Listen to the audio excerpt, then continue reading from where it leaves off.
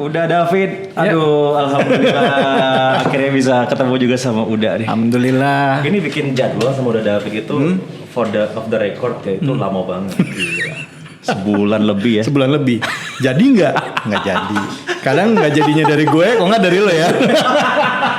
Kita berdua sosok sibuk. Padahal channel YouTube belum pada sibuk-sibuk amat. Belum. Kita cuman sok sibuk aja waktu itu. Ngomongin dulu kita ke depan. Thank you banget dah. Sama-sama. Tapi sekarang dia datang. Ini honored banget nih buat gue karena udah David datang udah jadi wali kota Bukit Tinggi. Amin. Nah, amin ya Allah, masih calon wakil wali kota. Aminin dulu. Ini doain dulu ya, amin ya Allah. Amin ya Allah. Iya kan jadi temennya nggak mungkin nggak doain. Iya. Bener. Nah, ngopi dulu dah. Ngopi dulu. Gue nih seneng sebenarnya datang ke sini. Kenapa? Karena waktu kemarin ngobrol-ngobrol sama Prabu, Bu, kapan dong gue di interview sama Prabu? Gue pengen banget di interview sama Prabu. Kata Prabu, "Sape lu?" Alhamdulillah diwujudin. Dan begitu nyampe tadi langsung dapat ini nih, GoFit. Ini kopi ya, ini favorit gue nih. Ini kopi tapi kalorinya rendah, enak nggak ada? Coba dah. Kan lo udah pernah kirim ke rumah? Enak dan gue Udah suka. pernah ya. Cuman gue minta 2 kali nggak dikirim lagi, yang keduanya harus beli soalnya. Bayar. Itu soalnya Zizi yang kelola. Zizi, kalau Zizi udah urusan fulus ya. Sekali aja udah. Itu urusan sama Zizi itu. Tahu kan Zizi kan? Gratisnya cukup sekali ya. Zizi itu selalu nih kalau kita selalu bercandanya kayak gitu nih. Kalau in real life suaminya gue. Yeah. Tapi di film suaminya sampai Bu, ini gue bener Bu ya, maaf ya. Gue pernah waktu itu umroh, gue lagi umroh, ditanya, "Mas David, ini di lift, Mas David, Zizi mana?" Serius? Zizi bukan istri saya, gue bilang gitu. Zizi mas suaminya Prabu. Oh, bukan istrinya, bukan. Ini serius Bu, gue sampai kaget. Wah kacau nih, gue bilang sih, ini nggak bener nih orang-orang nih, gue bilang. Suaminya itu Prabu Revolusi. Soalnya di TV selalu kalau ada peran suaminya pasti udah David. Tapi dia pernah izin dulu, itu boleh gak gue jadi suami sih? Sampai gue ketemu Prabu, gue peluk-peluk dulu nih Bu, mau minta maaf nih Bu. Tapi mau cocok. Udah lama ya kenal sama Zizi. Apaan cocok? Kalau di TV kan berantem lulu. Gitu. Kalau perannya selalu berantem. Nggak pernah harmonis. Jadi tuh figur keluarga yang nggak bener. Nggak ada harmonis. Kalau sama lo kan realnya damai ya kan. Kalau di TV, di sinetron, gue sama Zizi pasti berantem lulu suami istri, ya kan? Jangan dicontoh lah yang kayak gitu ya. Pantes kan kalau pulang ke rumah habis syuting pasti ngajak berantem. Oh gitu kan ke bawah ya kalau syuting ke rumah. Salah gue. Aduh, dia terlalu menjiwai peran kayaknya sih. Kayaknya gue tadi belum kelar ngomelnya. Dibawa ke rumah. Bahaya. Kalau gue bilang malah Zizi enak sih sama Kak David syuting. Karena memang semua emosinya Zizi lepas sama Kak David kan gitu. Enggak Kak katanya. Kasian lagi gue katanya. Tadi Zizi tipesen waktu bilang mau wawancara Uda David itu. Cuma tanyain sama Uda David tuh ngapain sih calon-calonin diri jadi wakil wali kota segala itu. Nah kan? Itu dia emang termasuk orang yang nyari urusan banget. Betul, dia paling gak ini nih. Kadang kalau hal-hal yang kayak gitu dia pasti nanya, ngapain sih kok pengen jadi wakil wali kota atau apa. Soalnya gak banyak yang tahu juga kalau saya aslinya dari orang tua dua-duanya keturunan Bukit Tinggi, Sumatera Barat, orang Minang gitu. Jadi asli Bukit Tinggi. Asli Bukit Tinggi, dan waktu kecil juga sempat di Bukit Tinggi sekolah. Sekolah di Bukit Tinggi? SD itu 2 tahun di Bukit Tinggi. Jadi SD 2 tahun di Bukit Tinggi, saya seneng banget di Bukit Tinggi. Gue seneng banget lihat Bukit Tinggi yang nyaman, yang bersih, yang kulturnya itu sangat islami gitu kan.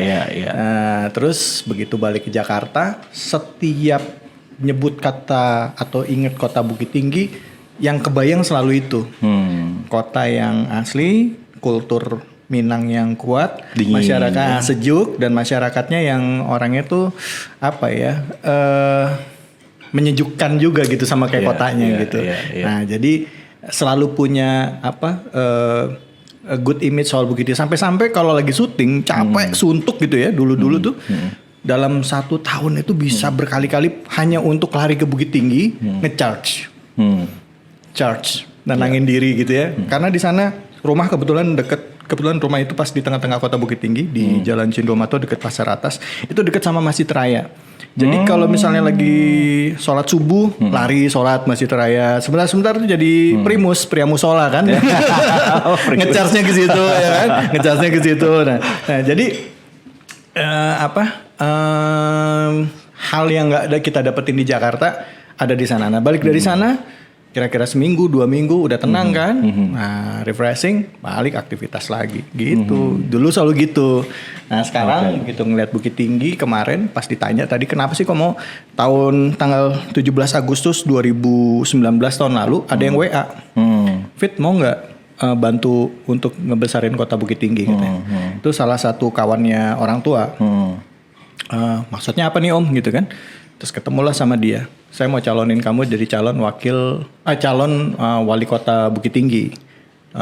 Terus nggak langsung bilang iya tuh Bu. Nggak langsung bilang iya. Ntar deh Om, saya lihat dulu. Kebetulan dia salah satu pimpinan partai di Bukit Tinggi ya. Saya bilang Om lihat dulu ya Om. Terus datang, lihat di sana dalam 3 bulan. Kayaknya iya ya. Kayaknya kita harus karena salah satu isu yang paling besar di Bukit Tinggi yang kita lihat itu masalah ekonomi itu di sana Bu, bukan masalah orang susah jualannya aja, tapi rentenir itu di sana tuh begitu tinggi gitu. Lucunya kan kita di Sumatera Barat itu ada istilah adat bersandi syara bersandi kitabullah. Artinya orang Minang itu kulturnya itu harus berdasarkan syariat. Artinya karena mayoritas Muslim seharusnya Islam itu menaungi semuanya. Dan gue ngeliat kok kemana nih pengusaha-pengusaha Minang yang sukses yang ada di kota-kota besar. Nih saudara-saudara kita yang ada di kota Bukit Tinggi, ini mereka nih udah terjebak dengan rentenir gitu kan. Ini dari sisi SDM-nya ya. Terus juga belum lagi ngelihat hal-hal yang lainnya. Akhirnya sampai satu ketika itu ketemu itu, terus satu ketika malam-malam lagi jalan kota Bukit Tinggi, kan di sana kaki lima nggak boleh jualan. Orang-orang kaki lima nggak boleh jualan. Pedagang kaki lima nggak boleh jualan. Pantas pernah kesana itu nggak ada kaki lima. Nggak ada orang dagang kaki lima. Dulu kan rame, karena turis tuh seneng tuh ada yang makanan jajanan pinggiran. Pas lagi jalan ada anak kecil bilang pakai bahasa Minang, dia bilang, Bang balik kerupuk Bang kata. Balik kerupuk Bang. Kerupuk. Di mana kerupuknya? Ada di situ, ditunjuk gitu. Oh ya boleh deh kerupuk kuah. Jadi kerupuk dikasih kuah dikasih mie gitu ya. Oh iya oke, saya mau 1 ya gitu. Duduk. Terus anak itu lari, tuk bawa kerupuknya. Loh kok jualannya di pinggir? Saya bilang gitu. Nggak apa-apa Bang. Terus berapa ini semua? Kalau nggak salah entah itu 5.000 atau 10.000 gitu ya. Saya bilang. Terus saya kasih uangnya. Bang, jangan kasih dulu Bang. Kenapa? Gitu. Ado satpol keceknya itu katanya. Ada satpol kata dia gitu. Sambil ngeliat ke sana. Saya bilang kok sampai segitunya gitu. Ini jadi ibu-ibu itu ngumpet di balik-balik kayak di balik tembok gitu, mereka ngumpet jualan, anak kecilnya yang jalan keluar buat nawarin orang makan gitu kan. Saya bilang di saat sulit seperti ini sampai segininya orang susah jualan gitu kan. Seharusnya kan diwadahi yang kayak gini, jangan sampai orang sulit banget buat jualan seperti itu. Toh juga mereka jalan itu kan kalau kaki lima makan hari ini untuk duit hari ini, ya kan. At least give solution dong buat mereka apa gitu kan. Jangan juga mereka dilarang gitu kan. Nah kalaupun emang dilarang apa way outnya? Nah ini nggak ada. Sampai abis itu ada kejadian-kejadian orang yang di sana pedagang kerupuk itu di gerobaknya ditebalikin, kuahnya sampai tumpah dan segala macam. Gue bilang ya udah Bismillah deh. Kayaknya yang tadinya pikir ya Bismillah deh gitu ya, udah dicoba deh. Akhirnya mendaftarkan diri di beberapa partai politik waktu itu. Dengan misinya yaitu kita ngembaliin kekuatan ekonomi masyarakat Bukit Tinggi melalui literasi keuangan Islam. Kebetulan kan saya kuliah di Paramadina tuh ya kan. Dari Prabu juga jalan. Ini asal tahu ya, Prabu ini ngajakin saya buat kuliah Islamic Finance di Paramadina. Dari situ Bu, makanya jadi itu dasarnya. Jadi gue ngeliat bahwa dengan kita memperkuat literasi keuangan Islam di sana. Akan lebih baik gitu. Kita nggak perlu harus gini. Karena umat Islam orang Bukit Tinggi banyak yang Muslim dan banyak pengusaha suksesnya. Bayar dana zakatnya tuh banyak gitu. CSR dari pemerintah banyak. Sebenarnya dengan bikin Baitul Mal wa Tamwil, kita tuh bisa memperkuat untuk UMKM kok. Apalagi dari Pemda juga ada dana CSR. Sekarang memang keadaannya kayak gimana itu? Sekarang ini mereka rentenir, mereka nggak punya rumah untuk mengadukan permasalahan mereka. Kalaupun ada, sistemnya itu ada bunga. Ya, katanya adat bersandi cara bersandi kita boleh. Haram gitu. Haram. Literasinya tuh gimana kalau emang kita mau pijakan kita memang bersandikan syariah, ya walaupun tidak mendekatkan huruf syariah, tapi setidaknya yang basic-basic kita coba pijakan gitu loh gitu kan. Artinya memahami itu kan harus step by step. Gue percaya gitu. Nah dari situlah gue ngeliat oke deh kita harus maju bismillah. Dan selama perjalanan dari tahun 2019 di bulan November, dari mulai Agustus, September, Oktober, November sampai bulan Maret, setiap ditanya sama orang, Mas David nomor 1, nomor 2. Saya bilang saya nomor 1. Tapi kalau jadi nomor 2 pun nggak ada masalah. Dan banyak orang yang pengen ngajak buat buat tandem gitu. Tapi nggak ada yang ketemu chemistry-nya. Ada yang datang bragging kalau mereka punya uang. Wah saya punya uang begini. Nanti saya yang begini, saya yang begitu. Saya bilang, gue bukan nyari uang di sini gitu. Kalau Anda menjadi nomor 1 ya silahkan go ahead. Tapi kalau Anda dari awal udah ngomong begitu, kayaknya you're not a good leader gitu. Saya nggak bakal milih sama Anda deh gitu. Jadi banyak tuh beberapa orang sampai akhirnya ya orang sampai ngirain David ini nggak jadi maju kali. Iya, soalnya gue juga ngobrol ini ya sama udah David dari mungkin 2 tahun yang lalu kali tentang politik ini ya. On off aja. Gak salah kalau ngobrol sama Prabu. Soalnya beliau ini kan ngambil kuliahnya masternya juga di politik ya Bu ya. Politik. Iya. Makanya jadi gue nanya-nanya bilang, justru yang gue tunggu tuh nih kapan Prabu yang maju nih? Kenapa gue yang maju ya kan? Enggak. Yang gue tungguin justru Prabu bukan belum gue. Punya nyali, udah punya nyali, gue belum punya nyali. Bukan, justru orang politik itu benar-benar ahli strategi kan. When the moment is come, nah I will get it. Kalau gue momentumnya kebetulan ada ya, maksudnya pas kemarin Qadarullah itu satu ada yang minta, terus gue coba jalanin dan akhirnya gue fokus untuk Bismillah. Ya mudah-mudahan ini jihadnya kita gitu karena niatan gue cuma satu, karena gue juga punya usaha kan di Jakarta. Iya. Gue bilang usahanya. Iya, tinggalin dong nanti. Tinggalin, makanya sekarang ini di kantor itu udah ada orang-orang yang kita minta buat handle. Jadi gue ada beberapa orang-orang yang gue udah mulai lepas nih, beberapa bisnis gue udah mulai gue lepas, suruh orang ini handle gitu. Nah, gue yang lebih fokus ke sana. Bagi gue ini apa ya? Kalau dibilang jihad juga kayaknya terlalu ketinggian gitu. Cuman ya ini salah satu niat gue yang lurus deh buat kampung gue sendiri. Gue pengen di Bukit Tinggi itu, gue berharap pertama yang sakit tentang masalah keuangan kita bisa cariin solusinya dengan ilmu yang gue dapat dari kampus ya. Itu kita coba kembangkan literasi keuangan syariah. Apakah masyarakat kita siap atau tidak gitu kan. Terus kedua gue juga pengen ngembaliin bahwa pembangunan itu jangan hanya melulu bikin gedung, jangan hanya melulu fisik, jangan hanya infrastruktur statis. Kalau membangun itu sebagai pimpinan daerah, ya harus masyarakatnya gitu. Maksud gue, lo ada anak-anak kecil yang nanti 5 tahun ke depan mereka harus jadi apa, ya kan? Harus disiapkan juga nanti bagaimana karakter mereka seperti apa. Terus konsep mendidik anak-anak seperti apa, parentingnya juga harus diperkuat, gitu kan? Gitu. Jadi harus dirubah paradigma kita dalam melihat pembangunan sebuah kota itu. Jangan melulu harus lihat dari berapa banyak gedung yang sudah dibuat, berapa banyak kantor kelurahan yang dibikin besar gitu. Kebanyakan kita masih kayak gitu sih, ukurannya masih ukuran fisik ya. Iya, karena ya itu kalau cuma buat ngebangun aja, kasih developer aja. Ada duit kasih developer cepet bikin itu semua. Yang challenging bagi seorang pemimpin itu adalah bukan cuma itu, tapi bagaimana how you make the new generation gitu. Kamu mempersiapkan generasi baru untuk 5 tahun, 10 tahun ke depan. Mungkin Prabu ingat kalau di Sumatera Barat ada tokoh-tokoh Bung Hatta, Tan Malaka, Haji Agus Salim, ya kan? Nah, itu kan mereka bisa stand out di zaman itu karena di Sumatera Barat itu dikenal, khususnya Bukit Tinggi dikenal dengan kota pendidikan, Bu. Jadi sekolah-sekolah orang-orang di Sumatera itu belum berkelas kalau mereka masuk sekolah di kota Bukit Tinggi gitu. Dan lahir dari situ orang-orang besar yang ada kita kenal di negara kita saat ini. Nah, maksud gue dengan kita yang sudah punya modal itu, seharusnya kita kembalikan bahwa karakter ini harus lahir lagi gitu. Mungkin ini bisa jadi proyek percontohan Bukit Tinggi untuk wilayah-wilayah lain di kota-kota lain gitu kan, entah itu di Jawa, apa di Kalimantan gitu. Apa yang menyebabkan orang-orang yang pernah mengalami pendidikan di sana bisa stand out gitu.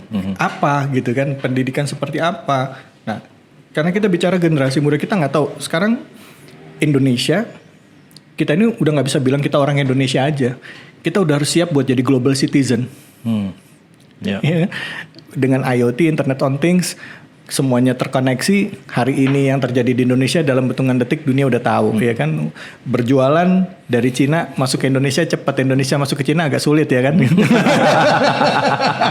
Sensitif. Nggak, maksud gue seharusnya ya kan. Seharusnya dengan lo jualan lo mutual dong ya kan gitu. Tapi at least kita bisa lihat. Gue selalu bilang tuh sama kalau di Sumatera Barat kan, gue juga kadang-kadang ngelatih tentang kewirausahaan gitu ya, UMKM dan IKM, karena gue udah mulai bisnis dari nol. Gue selalu bilang sama ibu-ibu atau apa di sana, ibu manfaatin e-commerce, marketplace gitu. Pasalnya marketplace banyak yang nggak tahu apa sih marketplace itu gitu. Nah, mereka nggak tahu bahwa, mungkin tahu tapi nggak tahu caranya. Mereka nggak tahu bahwa produk-produk lokal Sumatera Barat itu Bukit Tinggi bagus-bagus dan bisa dijual ke luar negeri langsung. Direct sales bisa, tinggal pelatihan UMKM gimana cara ekspor barang, ngirim barang. Nah, itu tugasnya pemerintah. Nah, gue ngeliat PR ini nggak dikerjain gitu loh gitu. Padahal dinas perindustrian dan perdagangan, dinas perdagangan khususnya dari Kementerian Perdagangan di Indonesia itu punya pelatihan-pelatihan buat IKM dan UKM. Nah, ini nggak dimanfaatin. Nah, padahal yang terjadi adalah sekarang gini, dengan adanya merek-merek e-commerce dari China, kita gampang beli barang ke mereka, jadi mereka nyerang barang-barang mereka ke kita, tapi kita nggak bisa nyerang mereka dengan barang-barang kita gitu. Nah, harusnya itu kita manfaatkan itu untuk menjual produk-produk kita juga on the other side gitu. Jadi kita nggak cuma sebagai pasar, tapi kita juga bisa kita juga bisa jadi produsen dengan kualitas produk-produk. Nah, itu yang gue lihat di Sumatera Barat ya, itu yang harus jadi PR, khususnya di Bukit Tinggi jadi PR kita gitu. Jadi kalau misalnya pemerintahan tuh punya PR besar selama ini gitu ya, udah David lihat ya, sebenarnya kan ini salah satu kerjaannya calon wali kotanya udah David yang dulunya wakil wali kota gitu ya.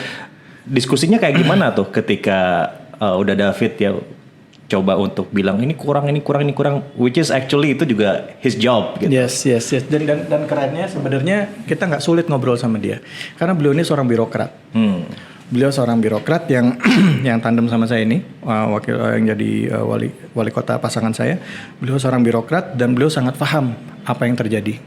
Dan orangnya juga sangat idealis. Jadi pernah jadi sekda juga di salah satu wilayah. Jadi pada saat kita ngomong, saya bilang, saya tugasnya yang ini ya, Pak. Jadi sekarang udah bagi-bagi tugas nih. Udah. Jadi untuk masalah birokrasi, untuk masalah apa, beliau yang nanti akan benahin semuanya. Nah, untuk masalah literasi keuangan Islam, masalah ini, masalah itu, nanti David yang jalanin ya, Fit gitu. Itu tanggung jawab David deh. Saya nggak mau tahu gitu. Saya bilang pokoknya David jalanin ini, saya jalanin ini, dia bilang. Nah, jadi di dalam kedepannya kita akan banyak coba buat banyak komunikasi ya. Ini kan proses. Walaupun banyak orang bilang wakil dan wali kota itu damainya cuman berapa bulan biasanya gitu. Lagi kampanye doang. Lagi kampanye. Tapi mudah-mudahan hal ini nggak terjadi karena ya sejauh ini saya ngeliat beliau orangnya cukup komit ya. Dan dalam track record beliau orang yang cukup idealis di dalam memperjuangkan masyarakat gitu. Itu yang keren sih. Itu selama beliau pernah jadi sekda di Payakumbuh, Pak Haji Irwandi ini. Selama beliau jadi sekda itu, ya alhamdulillah yang tadinya Payakumbuh itu nggak terlalu gimana, jadi bisa ngangkat sekarang itu kan. Gitu. Jadi ekonomi syariah akan jadi fokus dari visionnya udah David di depan gitu ya. Betul. Gimana ekonomi syariah bisa betul-betul diimplementasikan di udah David. Dan itu masalah yang udah David lihat di Bukit Tinggi sekarang ini. Yang saat ini itu artinya pembenahan masalah ekonomi ya. Karena ekonomi Bukit Tinggi kan bisa kita ya we have to try to say nggak terlalu bagus sekarang ini, kita lagi di bawah. Betul. Sebenarnya secara general Indonesia pun lagi berjuang gitu. Ya. Tetapi Bukit Tinggi ini kan kota pariwisata, yang mana orang datang pasti beli barang. Pasti. Iya kan, nggak mungkin nggak beli oleh-oleh. Ya. Lucu kalau orang yang kota pariwisata tapi nggak bisa memanfaatkan momentum itu. Gitu. Pelan-pelan kita akan coba buat klaster permasalahannya, apa yang jadi isu gitu ya. Kemarin sudah ada beberapa kayak misalnya orang belanja di pasar atas gitu. Ini kan pasar atas nih baru nih, ya kan, pasar atas baru dibangun. Terus apa sih yang kurang dari orang, kenapa kok nggak mau belanja di pasar atas gitu? Kenapa? Apakah dari karakternya gitu? Karena saya lihat banyak orang yang masih menerapkan cara berdagang zaman dulu. Nah, jadi kayak misalnya gini, kalau orang Minang itu kan seneng nawar. Jadi misalnya gini ya, harga barangnya ini sebenarnya 300.000. Sama sih cocok banget. Iya, ini gue cocok banget. Bisa tawar-tawar sampai habis, sampai dilempar, yang bener lo kasih harga. Jadi dia nawaran harga kan. Jadi harga 300 ditawar 1 juta misalnya. Misalnya contoh gitu. Orang tuh udah tahu. Yeah. Datang. Mereka yang udah tahu, mereka akan tawar langsung setengah harga. Gitu ya kan. Tapi orang yang nggak tahu, mereka ngerasa ketipu. Yeah, gitu. yeah. Nah, sekarang hal ini mungkin dulu bisa. Sekarang kan semua serba terbuka, transparan. Artinya kita sebelum masuk pasar, kita mau tahu barang yang kita ini, kita tinggal browsing. Bahan ini harganya berapa sih? Atau enggak experience orang, pengalaman yang nggak nyaman di Tapi kota. masyarakatnya siap nggak di kayak gituin? Maksudnya itu kan transparan banget ya. Iya. Sementara itu kan kalau mau transparan, profit margin itu jadi kebongkar. Nggak ada masalah sebenarnya, justru menariknya begitu. Artinya gini, malah itu nanti bisa jadi daya tarik wisata. Apa daya tarik? Pengusaha di sana nggak pada dukung udah David lagi? Apa? Enggak, justru malah bisa dukung. Kenapa? Karena kalau misalnya kayak gitu itu jadi kultur. Kayak waktu saya ke Guangzhou, ke Cina. Waktu mau masuk ke mall di Guangzhou itu, kita browsing kan. Dia bilang kalau di Guangzhou ini judulnya menarik gitu. If you think you're good at bidding price, you have to think twice. Dia bilang, you have to go to Guangzhou market, dia bilang. Nah, jadi kita kalau misalnya kita punya kemampuan menawar, kalau lo bisa tawar sampai bottom, lo berarti jago. Nah, kata gitu. Nah, itu bisa jadi ikon bahwa, atau bisa jadi nilai jual juga bahwa kalau Anda punya kemampuan nawar yang bagus, you go to the pasar atas. Nah, gitu. Lo datang ke pasar atas gitu. Jadi malah seni menawar itu adanya dia Bukit Tinggi. Itu dia. Dan itu memang terjadi di kultur di beberapa daerah gitu. Nah, mungkin kedepannya kita bisa ada yang satu begitu, ada satu lagi mungkin market yang nggak pakai begitu. Artinya yang udah ada kita poles, tapi setiap turis yang datang kita kasih aware, knowledge bahwa kalau datang ke sini ini pasar bidding gitu, lo harus nawar gitu. Don't be afraid untuk nawar sampai setengah harga, don't be afraid untuk tawar sampai segini harga gitu, jangan takut gitu. Jadi itu jadi apa? Nah, kalau sekarang mereka nggak dikasih tahu, mereka kaget. Nah, itu dapat dari hasil, kebetulan istri kan dosen pariwisata. Waktu kemarin ngobrol gitu, mereka banyak yang orang yang baru-baru datang ke Bukit Tinggi, mereka banyak yang kecewa karena begitu mereka datang ke IKM dan UKM ternyata harganya nggak segitu kok, gitu, ngerti nggak gitu. Nah, artinya hal-hal seperti itu harus kita kasih, baik itu ke si pedagangnya, termasuk juga orang-orang yang nanti mau berbelanja di sana. Jadi mereka udah tahu, mereka sudah siap bahwa nanti di sana harganya segini loh. Ya, syukur-syukur orangnya hatinya lembut kan, atau dikasih ya kan gitu. Susah.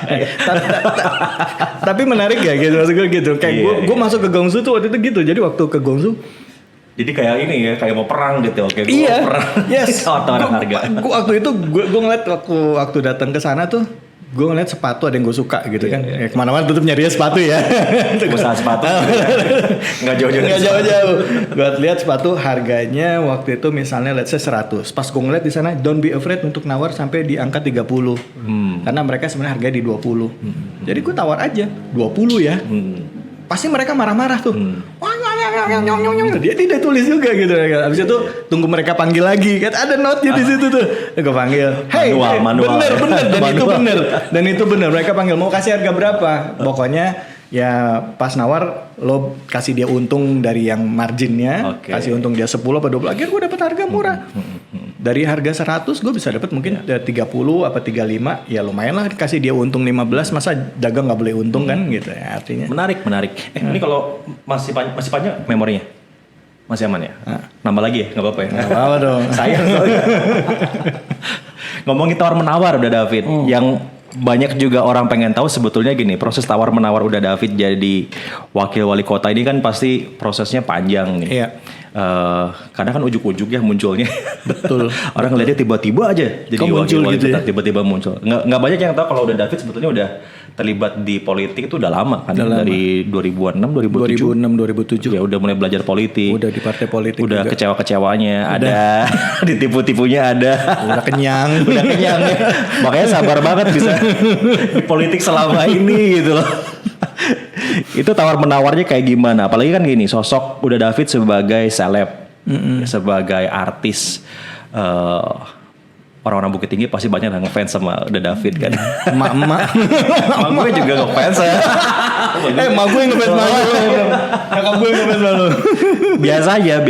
Kalau ke artis itu politik yang bayarin karena popularitinya udah tinggi Iya. gitu. Ini jadi sebuah stigma. Ya. Disadari atau nggak disadari jadi sebuah stigma. Kalau ada artis masuk ke politik itu pasti dibayar gitu ya untuk naikin popularitinya, entah sama wali kotanya, calon wali kotanya atau sama partainya gitu. Dan akhirnya itu jadi negatif kan stigmanya. Jadi muncul karena dihargai popularitinya, tapi kompetensinya, keahliannya itu yang nggak dilihat. Yang penting pokoknya dulang suara lah gitu. Ini terjadi nggak sama udah David? Ya, itu dia makanya di awal itu banyak orang yang datang ke saya mencoba untuk seperti itu.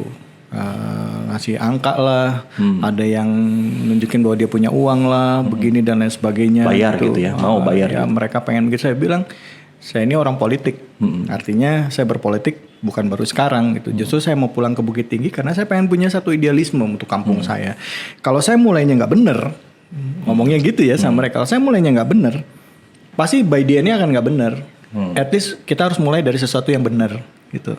Nah, proses sampai akhirnya berpasangan dengan Haji Irwandi, gelarnya Datu Abad 7. Ya, beliau ini salah satu nenek mama, tokoh adat dan juga birokrat di Kota Bukit Tinggi. Beliau ini dari suku Kurai. Saya kebetulan ayah saya sukunya Kurai, suku Tanjung, orang Kurai. Ibu saya suku Pisang dari Agam. Jadi kalau secara Minang saya tuh sukunya pisang. Jadi kalau lagi makan ada pisang inget saya. Enggak bisa. Pisangnya udah David ya. Iya. Kalau pisangnya gitu sih ya. Kalau pisangnya.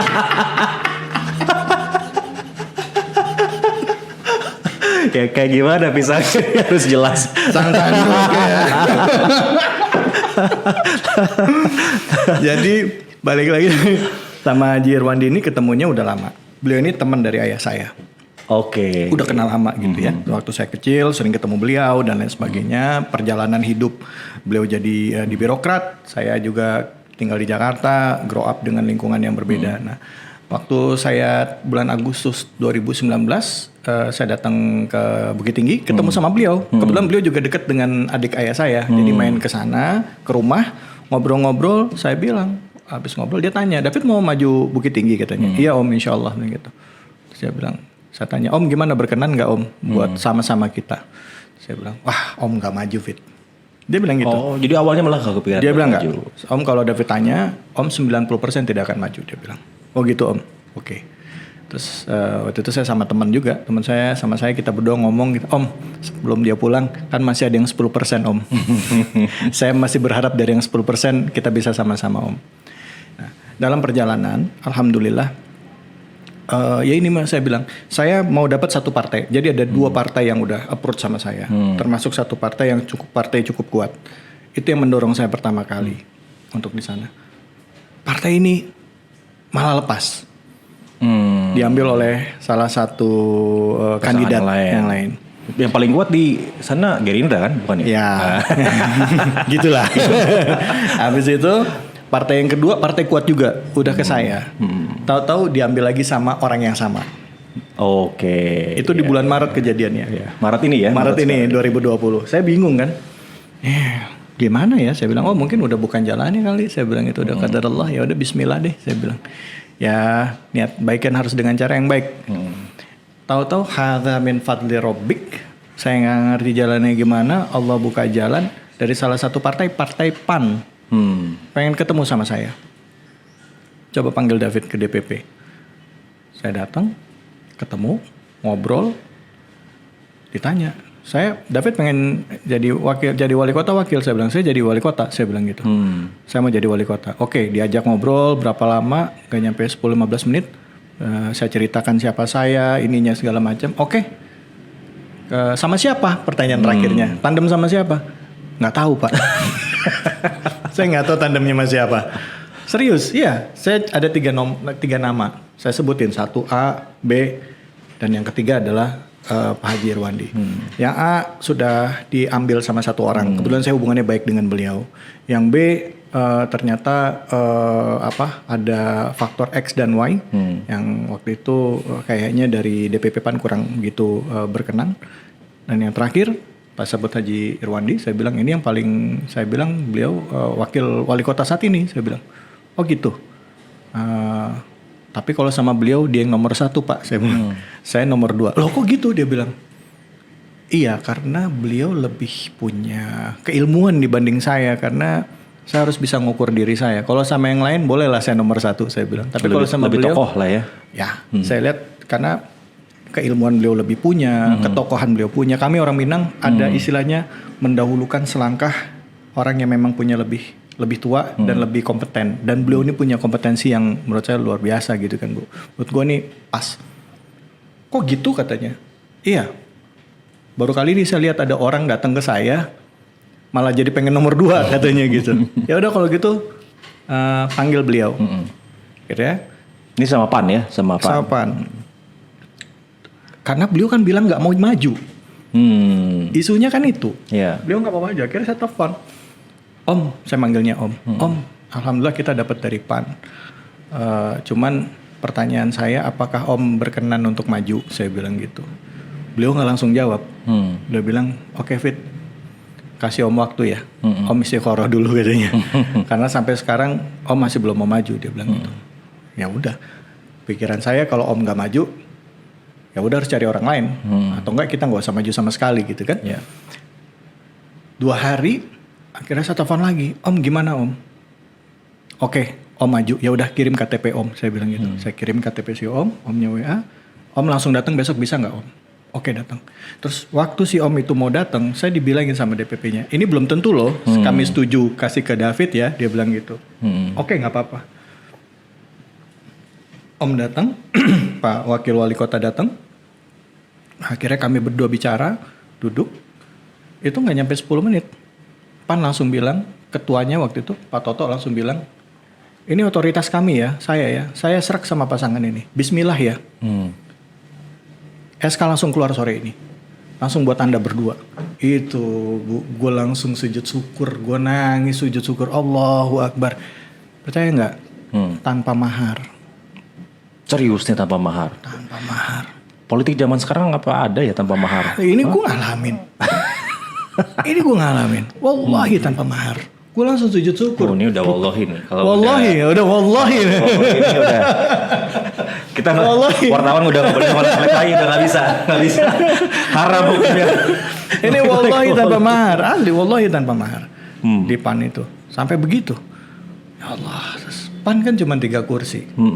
Masih itu kurang. langsung sujud syukur. Minimum kita 5. Ya. Sujud syukur. Alhamdulillah saya bilang sama Pak Toto saya terima kasih ada Pak Asman Abnur waktu itu di situ juga. Terus juga ada beberapa pimpinan dari PAN. Saya bilang ya Allah, saya bilang ini emang udah jalannya Allah tanpa mahar. Saya bilang PAN itu wallahi saya bilang ini luar biasa.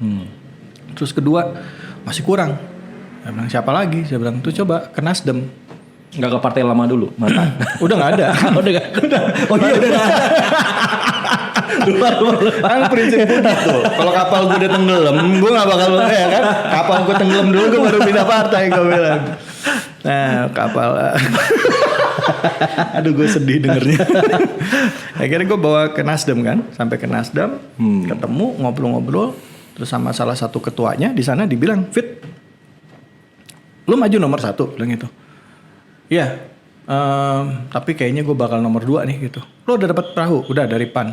Kenapa nggak lo nomor 1? Dia bilang, enggak. Gue bilang, karena orang yang ngebawa ini lebih hebat dan lebih punya potensi buat jadi nomor 1 dan punya potensi menang.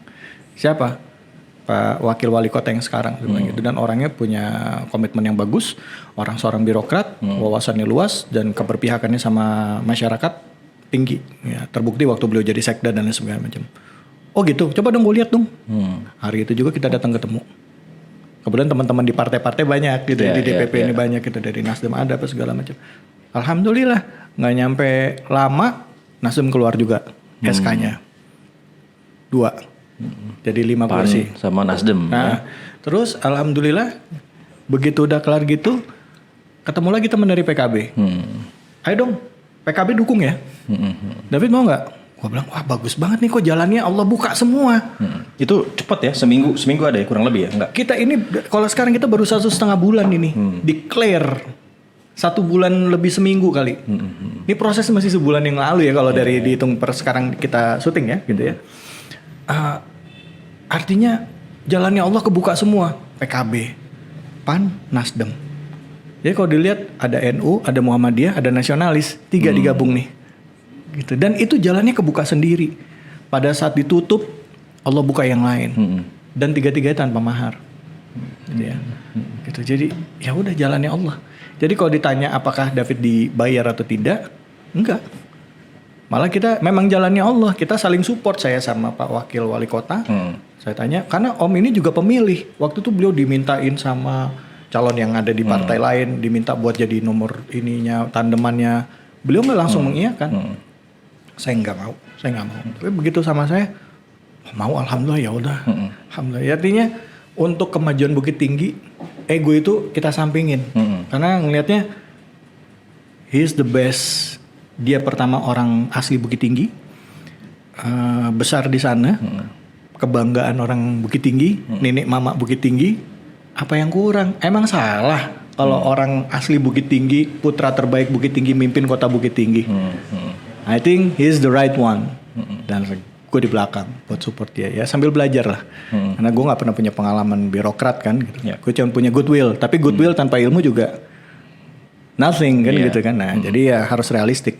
Jadi mungkin dalam waktu 5 tahun ini biar bisa belajar sama beliau, apa 5 tahun apa 10 tahun, at least dapat ilmunya, knowledge-nya, kita bangun Bukit Tinggi lebih lagi nanti ke depannya. Tapi menarik tuh kalau tanpa mahar kayak gitu, terus proses politik ini siapa yang biayain? Karena kan mahal, mahal nggak murah dong ya. Di level kota gini kan bisa ya 10 M bisa habis kali gitu. Ya artinya gini, kalau biaya politik ini kan pasti nggak mungkin kita bilang nggak ada, ya kan? Nah, sejauh ini kita pakai founding kita sendiri, dana kita sendiri, kita berdua. Artinya orang mungkin sedia dana sampai 10 M, mungkin kita nggak sebanyak itu, gitu ya.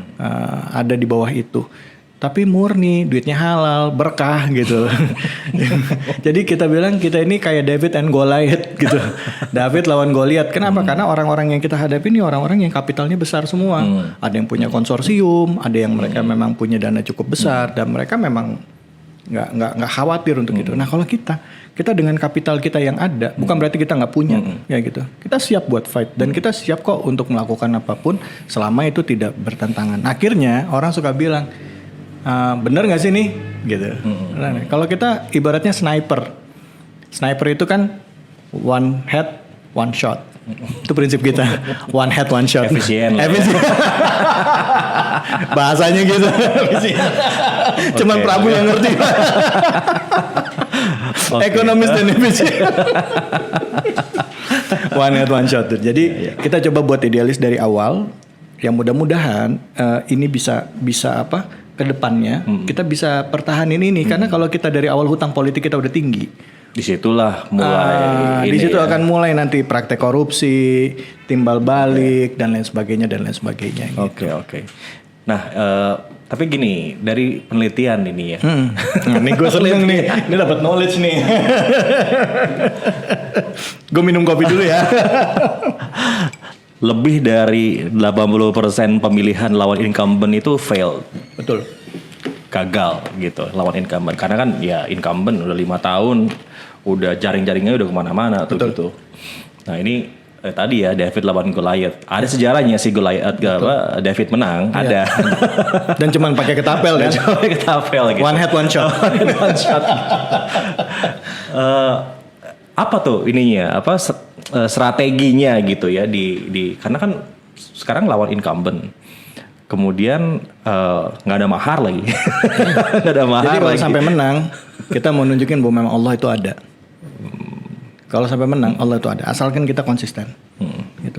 Masalahnya juga yang pasangan yang lain juga bawa Allah juga pasti. Gitu. Oh, Jadi iya. maksudnya Ya kalau ini? artinya ya kita kan berusaha selurus mungkin, sebenar mungkin, dan jalannya dibukanya juga dari sana. Kita nggak apa ya? Asli loh, gue tuh nggak nyari datang. Gue nggak ini kebuka sendiri. Nah sekarang kalau sampai ini kita menang, ya artinya ya mungkin ini jalannya Allah buat kita ini buat lurusin niat. Jadi kalau sampai kita ngapa-ngapain, lu udah dikasih loh, udah dimudahin loh, gitu.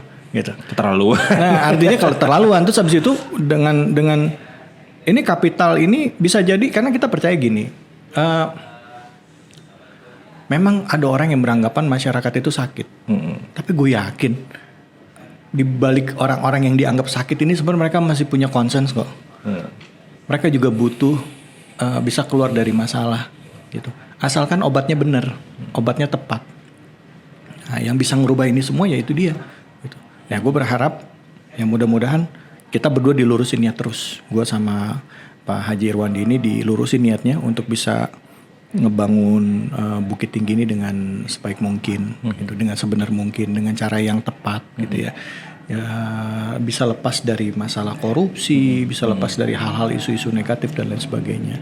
Dan gue ngerasa sekaligus gue berharap bahwa ya kalau gue meninggal ini salah satu sumbangsi gue lah buat kota kelahiran gue, bukan kelahiran ya. Kota kelahiran orang tua gue yang tempat gue pernah grow up di sana, ya at least lahir deh tokoh-tokoh muda dengan metode pendidikan yang kita coba terapin gitu. Kalau bisa menang sih jadi bahan penelitian menarik nih buat itu. Benar. Makanya gue bilang gue juga nggak berani berandai-andai. Gue cuma bisa lurusin niat aja. Jadi setiap jalan kayak sekarang tahu-tahu orang pengen ketemu. Tahu-tahu orang padahal ini udah basis masanya si A. Orang pengen ketemu, orang sini pengen ketemu, ini udah pengen ketemu, ini pengen jadi kok Allah buka semua ya. Gitu. Padahal mereka basis masanya si A loh. Basis masanya si B loh. Basis masanya si ini loh. Pak, kami mau ketemu Bapak, kami mau lihat Bapak, kami mau ini dong Pak, mau lihat dong Pak, mau begini dong Pak. Dan begitu gitu jalannya tuh kita kayak ngalir aja gitu. Tak kayak misalnya gitu tahu-tahu kayak apa posko. Tahu posko ada yang pakai posko kita aja. Ya. Ini ya apa namanya? Muncul dengan sendirinya. Makanya saya bilang sama saya ngomong dengan segala hormat gitu sama Pak Wali Kota, calon Wali Kota kita yang barengan sama saya. Saya bilang, Om, Allah tuh udah sayang sama kita. Saya bilang gitu. Dimudahin semuanya, dibukain semuanya. Apalagi yang harus kita stresin. Gak usah kita stres, gak usah kita pusing. Bismillah aja. Saya juga kadang-kadang kalau pressure kan banyak ya di sana gitu. Cuman kita berdua saling nguatin gitu. Kayak bapak sama anak gitu. Si Omnya juga, Fit nanti begini ya Fit, nanti begini ya Fit. Jadi saya banyak dibimbing sama beliau gitu. Ya, karena saya nggak punya ayah kan, udah anak yatim. Ya saya ngeliat Om ini Pak Haji Irwandi ini sama saya. Ya udah nganggap seperti anak sendiri gitu ya. Ya Fit nanti begini, ini begini. Jadi buat kami isu persaingan itu nggak ada gitu. Saya nggak ngerasa bersaing sama beliau gitu. Karena beliau ini saya dahulukan di depan saya gitu. Ngerti banget sih soalnya kita kan ini ya istri saya itu gabung di grup apa namanya mewah. Apa mantan hostnya program itu. Dan kita sering ngobrol sama udah David dan setiap ya kan karena di politik ya jadi sambil ngobrol tuh sambil menganalisa gitu. Ini udah David tuh selalu ada bahasa-bahasa kayak gitu. Udah gue gagalnya ketemu sama ini kenapa? Karena dia minta gue bayar misalnya gitu. Gagal ketemu sama itu karena gue diminta buat bayar. Jadi bayar-bayar ini kayaknya memang hal yang sakral buat udah David yang nggak boleh gitu ya. Ada bayar-bayaran gitu. Jadi harus idealis banget. Iya. Sempat gue pesimis sebenarnya ngelihat Waktu itu ya. Siapa yang mau nih gitu. siapa yang mau ngasih tempat kalau nggak mau dibayar nggak mau, bayar nggak mau. Maunya apa sih ini? Pengen jadi politisi. karena gue ngeliat gitu Bu. Karena gue ngeliatnya apa ya? Waktu kita masuk ke partai politik, disitulah kita perjuangkan idealisme gue. Waktu gue masuk ke salah satu partai politik tahun 2007, gue percaya bahwa politik itu bisa ngerubah keadaan. Tapi ternyata nggak Ternyata bisa. enggak. Nah sebenarnya salah bukan partai politiknya, tapi manusia yang udah sakit di partai lain masuk ke itu bawa penyakit, gitu. Dan Jadi pandemi kayak corona sekarang. pandemi bener persis. Jadi lo harus pakai masker ya kan, sering-sering cuci tangan ya kan. Dan memang ada kebiasaan-kebiasaan tertentu di partai politik yang kayaknya udah dianggap lazim. Hal kayak gitu lazim. Nah, padahal kalau kitanya lurus, kitanya mau bener aja, bisa kok. Tapi lama prosesnya. Gue di partai politik itu selama gue di sana, gue nggak pernah tuh terima uang sepeser pun. Pernah dibawain orang uang 1 koper, isinya Pak, tolong dong Pak saya jadi wali kota di sini, gitu. Gue bilang, gue terima. Gue bilang, Pak, kalau saya di partai politik, Bapak jangan hargain saya pakai uang, gitu. Karena di partai politik kalau sekali kita udah dicap pakai uang, Udah terus. harganya segitu. Iya, ketahuan ya. Ya, dan itu harga kita. Dan gue bilang, gue nggak mau dihargain dengan uang gitu. Gue pengen punya temen. Jadi gue kalau bantuin orang ya udah gue bantuin aja. Ya Bismillah. Ya. Syukur-syukur suatu saat ingat. Gitu. Kalau nggak ketemu ya nggak apa-apa. Nah, jadi idealisme itu yang gue pengen lakuin di partai politik selama gue di. Alhamdulillah terakhir gue wasekjen di situ kan, wakil sekjen di DPP. Cuman dan gue keluar dari partai pun juga karena gue punya idealisme, dan gue seneng gue keluar dari partai karena gue memperjuangkan idealisme gue di dalam berpartai. Artinya walaupun perahu rombongan gue ini tenggelam gitu ya, tapi gue tenggelamnya Terhormat. menurut gue terhormat gitu ya, walaupun menurut orang lain enggak gitu. Tapi menurut gue terhormat gitu. Sampai karena gue bilang perahu gue udah tenggelam, berarti udah selesai tugas gue di partai politik ini gitu. Gitu. Dan ya mudah-mudahan ini pelajaran gue dari 2007 sampai 2017 kemarin bisa jadi pelajaran penting untuk artinya bisa nambah knowledge gue di dalam berpolitik gitu ya. Gitu. Karena ya birokrat ini pasti nggak jauh dari politik. Iya kan gitu. Itu ya keputusannya kan pasti keputusan politis semuanya kan. Ya pada akhirnya harus terjun ke politik sebenarnya sih. Iya. Mau nggak mau ya. Itu kan sistem yang kita kesepakati sebenarnya. Dan negara ini ya dengan eksekutif, legislatif, yudikatif itu ya punya ruang untuk itu. Jadi gue tinggal pertanyaan gue sekarang, kapan Prabu bisa masuk gitu di situ. Knowledge-nya udah kan, ilmunya udah kan. Ilmunya udah ada. Ntar kalau jadi bagi-bagi share politik bersih itu kayak gimana? Ntar gue pengen tahu. Tapi pasti nanti akan ketemu yang kotor, pasti ada. Iya, pasti akan ada yang hal-hal kayak gitu. Tinggal artinya gini loh. Kita kalau kata orang dulu, ada salah satu mentor bisnis gue bilang gini sama gue.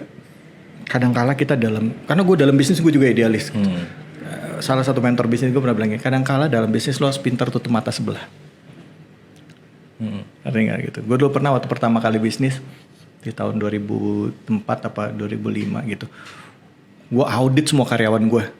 Gue bisnis sama orang, join, terus gue ngeliat kok kita nggak make it nih dalam setahun gitu kan. Ada apa? Gue audit semuanya. Ternyata banyak duit hilang. Buat ini, buat itu, segala macam. Gue audit, terus gue laporin ke partner gue. Terus partner gue bilang gini, Fit, kalau duit kayak gini udahlah. Kadang-kala lo harus belajar tutup mata sebelah. Nah, kadang-kala dengan kita belajar tutup mata sebelah itu kita bisa lebih ada di outside the box ketimbang ya di dalam box gitu ya. Kita bisa lebih, permasalahan ini orang kenapa sih begini? Lo cari tahu dong kenapa dia begitu. Jadi gue nggak langsung main babat gitu ya. Ada kompromi di dalam ngeliatin, dan itu akhirnya gue terapin di dalam cara gue berpolitik. Kadang-kala kenapa orang ini begini, gue nggak ngeliat hitam putih. Pasti dia begini karena begini. Nah, tapi gue nggak harus jadi dia. Gitu. Dan gak harus juga sok suci gitu ya di depan yang lain. Tapi ya gue tetap bermain, gue ngelihat, ngasih tahu mereka nggak mau denger ya. Ya udah selesai. Tapi ya gue tetap berteman, tetap berkawan, tetap ini. Begitu yang jelas gue tidak melakukan. Dan gue tidak mau jadi ada di bagian itu. Sampai-sampai kalau ada hal-hal yang aneh-aneh mereka gak pernah ngajak gue. Karena tahu nanti dinasihatin sama gue kan. Kena dakwah dia. Capek nih ngomong sama David. Sok idealis gitu-gitu. Terakhir mungkin gini, dari sepanjang udah cerita semuanya gitu, ditambah lagi cerita-cerita di belakang layar kita gitu. Ini kan masuk ke politik ini kayak kesannya udah memang niat banget gitu ya. Kepengen, maksa gitu ya. Whatever happen pokoknya I will go through politics gitu. Nggak semua orang punya Passion. ambisi, passion. Orang bisa ngomong ambisi atau passion sedalam itu sama politik. Are you trying to prove something to yourself or even to your mungkin bapak, ibu, keluarga atau apa yang biasanya orang pengen membuktikan sesuatu di luar alasan idealismenya tentang masyarakat dan macam-macam, tapi sama diri sendiri tuh pengen buktiin sesuatu. Gue kaget loh nanya gini. Karena gak pernah ada orang nanya gini sama gue. Ya, gue pengen buktiin sesuatu karena gue dari kecil senang organisasi. Gue SMP gue wakil ketua OSIS, SMA gue ketua OSIS gitu. Dari gue artinya dengan lingkungan yang nggak memungkinkan, ternyata gue mungkin kok. Di SMA 3 anak orang kaya semua. Gue bukan datang dari keluarga wealthy, tapi gue bisa jadi ketua OSIS di situ. SMP juga gitu. Terus kuliah gitu ya. Pada saat orang artis itu nggak tamat sekolah, gue bisa kok selesaiin sekolah gue. Gue bisa punya background insinyur mesin gitu. Artinya gue pengen prove something gitu bahwa gue seneng ada di anti mainstream. Nah itu karakter dasar gue. Kedua, kenapa kok gue pengen masuk di politik? Pertama gue seneng. Kedua, gue pengen ngelihat bahwa kita ini udah sakit. Dunia ini udah sakit gitu kan. Kalau kita pas lagi hidup kita nggak do something, lo mau kemana? Lo mau ngapain? Indonesia merdeka ini udah sekian lama, 75 tahun dan kita begini-begini aja. Gitu. Kalau kita nggak punya idealisme untuk bangun bangsa ini, mendingan kita dijajah aja sekalian. Karena gue ngeliat sakitnya bangsa ini karena orangnya itu aja yang bikin. You have to change. Lo harus berani lawan arus. Kalaupun lo nggak berhasil, at least Tuhan nyatet, Allah nyatet, lo termasuk orang yang ngelawan arus. Kan masalah hasil akhir urusan Allah. At least lo ada di barisan mana? Lo ada di barisan sini apa barisan sini? Gue pengen mati, gue pengen wafat di barisan yang fight untuk itu. Walaupun gue bukan siapa-siapa. Nah, itu yang gue lakuin. Kenapa kok gue berpolitik? Kenapa gue masuk di salah satu partai politik? Dengan niatan bahwa partai ini akan merubah. Karena partai baru. Tapi ternyata gak bisa. Tapi gue gak nyerah. Terus tau-tau gue didorong untuk jadi wakil wali kota. Kalau bukan karena Allah yang dorong, siapa?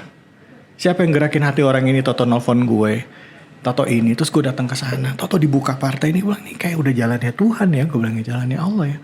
Tinggal gue harus serius. Dan gue pengen ngelakuin itu di Bukit Tinggi. Gue yakin kita bisa kok ngerubah kota ini jadi lebih baik. Dan kalau ini berhasil, ini akan jadi bukti sama orang Indonesia yang lain bahwa bisa kalau lo mau kok. Bisa dengan cara yang santun, dengan cara yang tepat ya. Bisa kita rubah. Dan gue pengen Indonesia bisa keluar dari kesulitan. Gue pengen pride jadi orang Indonesia. Gue salaman sama orang luar, I'm Indonesian. Gue gak mau kita terus-terusan jadi bangsa yang kita udah merdeka tapi orang selalu nganggap pandang mata kita sebelah mata. Oh, orang Indonesia yang negaranya begini. Enggak, I'm proud to be Indonesian. Dan gue pengen negara lain juga ngeliat begitu. Kita harus bisa stand up dan bangga sebagai orang Indonesia. Nah, dimulai dari kota kecil ini. Gue pengen coba sama-sama gue belajar dengan Pak Haji Irwandi. Kita bangun kota ini, kita benahin kota ini. Mudah-mudahan ini akan nanti bisa jadi proyek percontohan buat yang lain. Makanya gue juga nanti butuh masukan dari lo, Bu. Buat bisa diingetin, buat bisa do the right things gitu. Karena gue gak punya knowledge banyak. Gue punya kemauan, punya keinginan. Tapi gue juga perlu network untuk bisa membuat ini berhasil. Karena gue selalu percaya bahwa keberhasilan itu gak bisa lo kerjain sendiri. Lo harus bisa berjamaah. Makanya gue bikin merek March Revolution, revolusi berjamaah. Kalau kita sholat berjamaah, pahalanya 27 kali lipat. Tapi kalau kita di dalam kehidupan kita terapin setiap hal yang lo kerjakan berjamaah, ya, apalagi itu hal yang baik, itu akan multiply efeknya akan luar biasa. Nah, gue berharap sama-sama kita bangun Bukit Tinggi dan insya Allah nanti ini bisa jadi virus buat ngebangun bangsa kita. Jangan pernah pasrah sama keadaan bangsa kita. Lo harus ada di dalam bagian dalam politik, lo harus rubah keadaan. Setidaknya kalaupun gak berhasil, lo mati dalam keadaan lo sudah mencoba atau lagi mencoba. Gitu. Jadi gak pernah nyerah. Bagi gue gak butuh kok pujian orang. Yang tahu cuma yang di atas. Yang tahu Allah bahwa gue ada di sini. Nah, ya itu, gue nothing tulus. Itu aja. Dan gue berharap lo nanti bisa, karena gue yakin lo nanti bisa juga buat maju. Ajarin lo nanti. Gue kan cuma modal nekat ya. Oke lah kalau gitu, semoga sukses. Amin, David. Ya kita harap. I wish you the best. Thank you. At least you have things that better than me, yaitu courage. Things that I don't have now.